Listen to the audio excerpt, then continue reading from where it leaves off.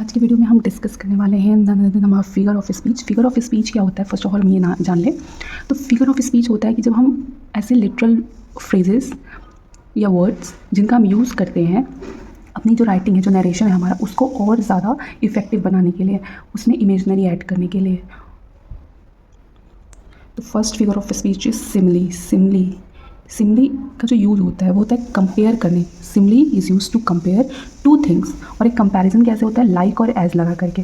अगर कोई भी सेंटेंस दिया है, लाइक और एज लगा है, या तो लाइक लगा है या तो एज लगा है, तो वो सिमली का एग्जाम्पल होगा। For example, she was as busy as bee. वह इतनी बिजी है, कितनी बिजी है, जैसे मधुमक्खी। Her smile is like sunshine. उसकी स्माइल कैसी है, सनशाइन की तरह है। तो अगर लाइक और एज का यूज़ किसी भी सेंटेंस में दिया है और उसका फिगर ऑफ स्पीच पूछ रहा है तो वो सिमली होगा। कंपैरिजन बहुत सारे में होते हैं, बट अगर लाइक और एज लगा है तो वो सिमली ही होगा। नेक्स्ट बात, अच्छा इसका पर्पस क्या है, इसको कंपैरिजन को क्लियर करने के लिए यूज़ होता है। ठीक है, मेटाफर पे आ जाते हैं। हमारा सेकेंड है मेटाफर। मेटाफर डायरेक्ट कंपैरिजन होता है दो चीज़ों के बीच, पर विदाउट एज और लाइक, बिना एज और लाइक के कंपैरिजन होगा। जैसे टाइम इज़ मनी, टाइम और मनी को कंपेयर किया जा रहा है। भाई टाइम ही मनी है, मनी ही टाइम है। सी इज़ अ शाइनिंग स्टार। अगर मुझे इसी चीज़ को सिमली में लिखना हुआ तो मैं इसको लिखती टाइम इज़ लाइक मनी या मनी इज़ लाइक टाइम। और इसी चीज़ को अगर मुझे इसको अगर सिमली में लिखना हो, she is a shining star नहीं लिख करके she is like a shining star और she is as a shining star लिखती। ठीक है, अब हम आते हैं हमारे थर्ड फिगर ऑफ स्पीच पे। हमारा थर्ड फिगर ऑफ स्पीच है पर्सोनिफिकेशन।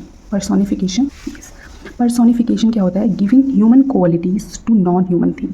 कोई भी नॉन ह्यूमन थिंग है, कोई भी आइडिया है, कोई भी एनिमल है, कोई प्लेस है, कोई ऑब्जेक्ट है, मतलब ह्यूमन को छोड़ करके कोई भी अदर थिंग है, और उसको ह्यूमन की कोई, जैसे ह्यूमन का इमोशन या फिर ह्यूमन के एक्शंस, ऐसा कुछ उस रिप्रेजेंट कर रहा है किसी भी नॉन ह्यूमन ऑब्जेक्ट को लेकर के, थिंग को लेकर के, एनिमल को लेकर के, तो उसमें पर्सोनिफिकेशन हमारा फिगर ऑफ स्पीच यूज़ होता है।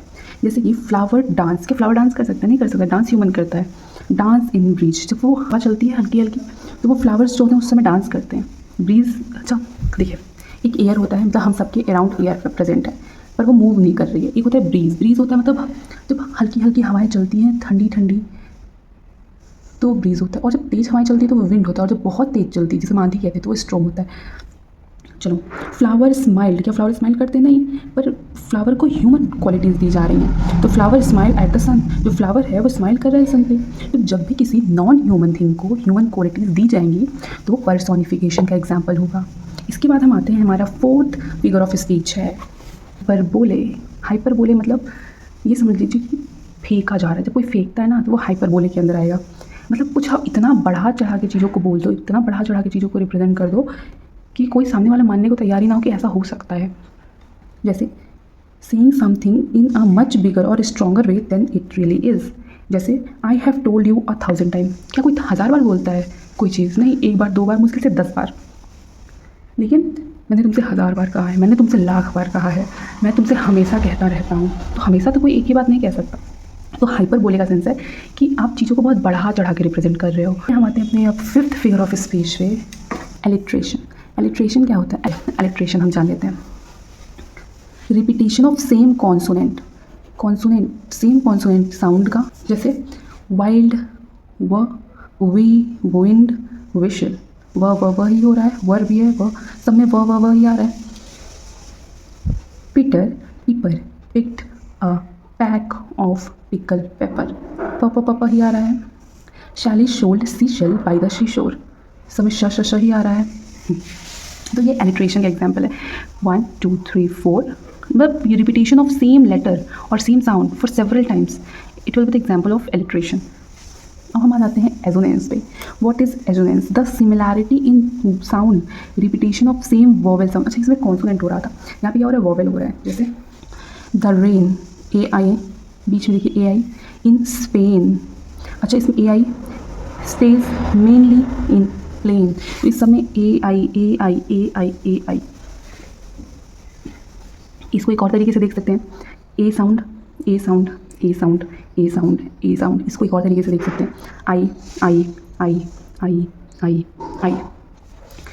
तो जब वॉवेल साउंड रिपीट होगा मिडल ऑफ द वर्ड्स में या फिर एंड में भी होता है तो वो एजोनेंस का एग्जाम्पल होता है। ठीक है, हम नेक्स्ट पे आते हैं फिगर ऑफ स्पीच पे। अच्छा, एक बार क्लियर कर देती हूँ कि ये जो एलिट्रेशन है ये सिर्फ पहला वर्ड इसमें रिपीट होगा, और जो एजोनेंस है उसमें मिडल वर्ड, इसमें कॉन्सोनेंट होगा, इसमें वोवेल होगा। ठीक है, vowel A E I O you. हम आते हैं ऑक्सीमोरन पे। ऑक्सीमोरन क्या है? Combine two contradictory words. दो कॉन्ट्राडिक्टरी वर्ड्स को एक साथ लेके आओ तो वो ऑक्सीमोरन हो जाएगा। कैसे? स्वीट सॉरो, क्या मीठा दुख हो सकता है? डीफनिंग साइलेंस, क्या आपको बहरा करने वाला साइलेंस हो सकती है, चुप्पी हो सकती है? लिविंग डेड, क्या कोई डेड है तो वो लिविंग हो सकता है, या लिविंग है तो वो डेड हो सकता है? बिटर स्वीट, क्या कोई चीज़ कड़वी है तो मीठी हो सकती है और मीठी है तो कड़वी हो सकती है? प्रिटी अगली, कोई प्रिटी है तो अगली कैसे होगा, अगली है तो प्रिटी कैसे होगा? एक्ट नेचुरली, अगर वो एक्ट है तो वो नेचुरल कैसे हो सकता है, और नेचुरल है तो एक्ट कैसे हो गया? तो दो कॉन्ट्राडिक्टरी मतलब बिल्कुल अपोजिट मीनिंग वाले वर्ड्स एक साथ ला के रख दो, यूज़ भी होता है ये, आपने बहुत जगह देखा होगा, तो वो ऑक्सीमोरन का एग्जाम्पल है। ठीक है, अब हम आते हैं कॉन्सोनेंस पे। हमने अभी एजोनेंस पढ़ा, अब हम कॉन्सोनेंस पढ़ेंगे। जैसे हमने एजोनेंस पढ़ा तो इसमें वही वॉवेल्स जो थे वो बीच में आ रहे थे या एंड में आ रहे थे, बिल्कुल उसी तरह कॉन्सोनेंस में repetition of consonant sound in middle और एंड ऑफ द वर्ड। तो एजोनेंस और कॉन्सोनेंस एक तरह के हैं, एलिट्रेशन जो है थोड़ा सा डिफरेंट है। एलिट्रेशन में फ्रंट या मेन जो कोई भी किसी भी वर्ड के स्टार्टिंग जो लेटर है वो मैच होना चाहिए, और कॉन्सोनेंस और एजोनेंस में जो मिडल या एंड वाले हैं उसमें वॉवेल या कॉन्सोनेंट होनी चाहिए। जैसे the black stuck the floor, ठीक है, और सेकेंड एग्जाम्पल है माइक लाइक हिज बाइक। तो इसमें देखिए C K black, C K stuck match हुआ, माइक के लाइक के बाइक के। तो मिडल या एंड में कॉन्सोनेंट साउंड जब सेम होगा तो वो कॉन्सोनेंट्स का एग्जाम्पल होगा। ओनोमोटोपोइया पे साउंड इमिटेटिंग वर्ड्स, जैसे हम कोई वर्ड्स करें बज, बैंग, स्प्लैश, तो ऐसे वर्ड जो किसी साउंड को रिप्रेजेंट करते हैं वो ओनोमोटोपोइया का एग्जाम्पल होंगे। Sound imitating words buzz, bang, hiss, splash. Now paradox. Paradox self contradictory statement. Oxymoron जो है सेल्फ कॉन्ट्राडिक्टरी वर्ड्स है या फ्रेजेस हैं, लेकिन पैराडॉक्स सेल्फ कॉन्ट्राडिक्टरी सेंटेंस होता है। For example more is less, if something is more how can it be less, if something is less how can it be more. I must be cruel only to be kind, if someone is cruel how can he be kind, and if someone is kind how can he be cruel. So the sentence which is self-contradictory will be termed as paradox, and the phrase or word which is self-contradictory will be termed as oxymoron. Irony, saying that the opposite of what is meant. If you are saying something which is opposite of what you actually mean, then it will be termed as irony. For example, it is used to create humor or criticize someone. For example, saying what a beautiful day, आप ये बोलते हो कि कितना सुंदर दिन है on A stormy day, एक ऐसे दिन जिस दिन बहुत आंधी आई है उस दिन आप ये बोलो कितना सुंदर दिन है, तो ये आयरनी हो गई। मतलब आप कहीं ना कहीं उस चीज़ को क्रिटिसाइज़ कर रहे हो, उस चीज़ को बुरा बोल रहे हो, बट आप दिखा रहे हो कि आप उस चीज़ को अच्छा बोल रहे हो। द पन। अच्छा, पन क्या होता है? Word play, when someone play with words. For example जैसे आप स्टैंड कॉमेडीज़ देखते हो उसमें लोग पन का यूज़ करते हैं, they say something but it really mean something else. For example a bicycle can't stand by its own because it's two tired. एक जो बाईसाइकिल है वो खुद से खड़ी नहीं हो सकती क्योंकि उसके पास दो टायर हैं। नो, इसका सेंस क्या है कि जो बाईसाइकिल है वो खुद से खड़ी क्यों नहीं हो सकती? क्योंकि वो बहुत थकी है। यहाँ पे क्योंकि दो पहिए हैं और वो बहुत ज़्यादा थकी है इसलिए। तो अगर देखिए यहाँ पे तो फिर भी आप स्पेलिंग की वजह से चीज़ों को पहचान लेते हो, बट जब कोई बोलता है तो यू डोंट नो कि weather he is using TOO और TWO, तो वो ह्यूमर क्रिएट करता है। तो ये पन का एग्जाम्पल हो गया। इसके बाद आता है एपिस्ट्रॉफी। एपिस्ट्रॉफी होता है directly addressing an absent person, idea और सब्जेक्ट। इसी भी एब्सेंट पर्सन, आइडिया और सब्जेक्ट को डायरेक्ट एड्रेस करना और कॉमन लगता है बेसिक। ओ डेथ, ये डेथ को एज अ यहाँ पे पर्सन रिप्रेजेंट करके वेयर इज थाई स्टिंग, इससे कुछ कहा जा रहा है कि तुम कहाँ स्टिंग कर रही हो। तो यहाँ पे स्ट्रॉफी का एग्जाम्पल हो गया, किसी को क्या करना, एड्रेस करना। किस पे? मेटोनमी पे। मेटोनमी क्या है? Substituting a related word for the thing. जैसे मेटोनमी में क्या हो गया, मैं बोलूँ इफ़ किसी ने कोई क्राइम अटेम्प्ट किया है तो हम बोलेंगे, मतलब ऑब्वियसली अब तो द जुडिशरी विल डिसाइड, तो जुडिशरी डिसाइड करेगी मतलब कोर्ट डिसाइड करेगी, तो जुडिशरी का सेंस कोर्ट से हो गया। पहले के लोग क्या बोलते होंगे, द क्राउन विल डिसाइड, तो मतलब किंग या क्वीन डिसाइड करेंगे या जो रूलर होगा वो डिसाइड करेगा। द व्हाइट हाउस किसके लिए रिप्रेजेंट, द US गवर्नमेंट के लिए रिप्रेजेंट होता है ये। तो अच्छा, मेटोनमी जो है ये किसी चीज़ को एसोसिएट करके होता है, और अभी मैंने कल बताया था कैनिंग, कैनिंग भी लगभग सेम ही है, मतलब उसमें भी आप वेल रोड, सी को वेल रोड बोलोगे, उसमें क्या होता है ना, वो मीनिंग होती है, और इसमें क्या है, एसोसिएशन होता है। तो क्राउन किसके पास होगा, किंग या क्वीन के पास। व्हाइट हाउस में कौन होगा, यूएस की गवर्नमेंट होगी। तो इसमें एसोसिएट करते हैं, और कैनिंग जो होता है वो एग्जाम्पल, मतलब वो मीनिंग उस पर मैटर करती है। इसके बाद हमारे यूफेमिज्म में a polite expression for something unpleasant, कोई चीज़ जो अच्छी नहीं है उसके लिए भी हम पोलाइट वर्ड यूज़ करें, पोलाइट एक्सप्रेशंस दें। मैं वो बोलूँ, मुझे बोलने किसी की डेथ हो गई है, तो मैं ऐसे बोलूँ ही पास्ड अवे। मैं बोलूँ तुम तो बड़े बूढ़े हो, नहीं, you are a senior citizen, मतलब आप उनको इज्जत के साथ बोल रहे हो। लाइड, तुमने झूठ बोला है, नहीं, झूठ नहीं बोला, तो you have fabricated a story, तुमने झूठी, मैं बोला तुमने झूठी कहानी सुनाई है, नहीं, you have fabricated a story, तुमने एक कहानी बनाई है। ठीक है, understand. Now what is antithesis, contrasting idea in parallel structure. मैं कहूँ स्पीच इज सिल्वर, अगर बोलना सिल्वर है तो साइलेंस गोल्ड है। कॉन्ट्रास्ट हो गया, साइलेंस की बात करें वो तो चांदी है, साइलेंस गोल्ड है। टू अर इज़ ह्यूमन, गलती करना ह्यूमन का नेचर है, एंड टू फॉरगिव और माफ़ करना इज़ डिवाइन, वो भगवान का क्या कहते हैं उसको, नेचर।